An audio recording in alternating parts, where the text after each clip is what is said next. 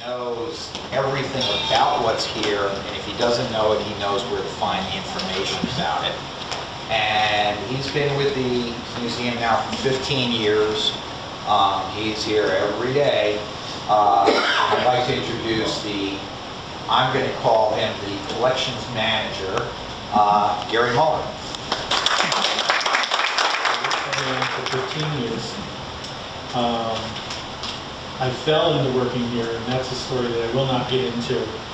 But I learned a tremendous amount. I knew nothing about bottles or the history of the industry when I started working here. There are those who say that I know everything now, and that's just wrong. But I did learn a lot, not just about bottles. I learned a lot about the museum industry, for lack of a better term for it, and the way museums work. And I learned about other things as well, and I learned an awful lot of that stuff from Jan. Like I said, I worked for her for 15 years, and well, I do have to say there were times when things were difficult between us, but I miss her tremendously. There may be times when it's a little hard to get through this. I learned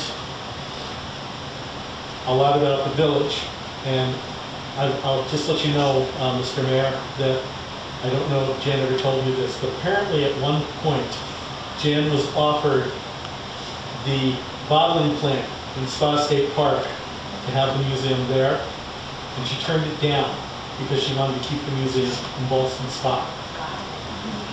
She did think a lot of this village.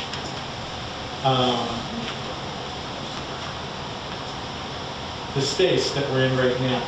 When I started working at this museum, this space was full of stuff, full of junk. The staircase that you came up did not exist. Jan arranged for that staircase being built. I think it was Excelsior Stairworks in Schenectady who built it, Larry? No, it was a contractor called J.P. Morgan. Okay. Who was no longer in business. But basically, they built the staircase, the museum paid for the materials, they did all the work because she wanted to use this space. And even once the staircase was built, the first 2 or 3 art shows we had here, this was one big empty room. And we had, well, the very first one, I think the first one was the Johnson Atelier show, which art school that I guess used to be in Philadelphia. I think they're not in business anymore, which included, by the way, that sculpture and that sculpture. That one, I thought that one came in a later show. I thought that came at Miguel's solo show. It may not have been in the show, but she bought it from him. I know. A sculptor named Miguel Silva was a member of that school. And that was the first show, and then there was a show where we actually had huge stone sculptures that were actually carved in from the back. And it was amazing the things we were doing here. And that all came from Jan. It was her idea, it was her inspiration. This place would not be the way it is now had it not been for her. These cases in the middle. How many auctions did you go to buy those, Larry? 2 or 3? Yeah, 2 or 3, yeah. And they bought them at auction and started filling them with art glass and bottles, and eventually we moved some of the collection up here simply because there's not enough room downstairs. I think I already said it, but this museum would not be what it is had it not been for Jan. This museum probably wouldn't still exist if it wasn't for Jan. Across the street over there, across the side street, the gray garage over there, it's Museum Glassworks. That was her baby, where we still conduct classes. In fact, one of our best instructors, besides Larry, is sitting over there.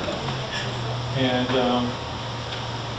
another, a couple of the regular students are around, and one of the part-time instructors And again, that was Jan's idea, Jan's inspiration. She always told me that we needed to keep the museum moving forward.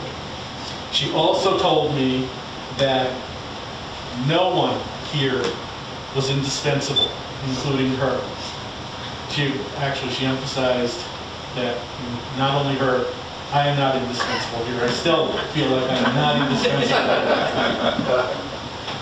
But the whole idea is to keep the museum moving forward. When Jan passed away, that was my inspiration to keep coming to work and to keep doing things here. Was we want the museum to continue to move forward because it's a valuable place, it's valuable to the village, it is valuable to the world in general. The other part is, it's what Jan would have wanted. And that's why, as long as this place exists, I'm going to keep coming to work and doing the things needed to move the museum forward. But she was, well, I believe she was described in something shortly after she passed, a force of nature, which is definitely true. And for me, she was a mentor. And I miss her tremendously.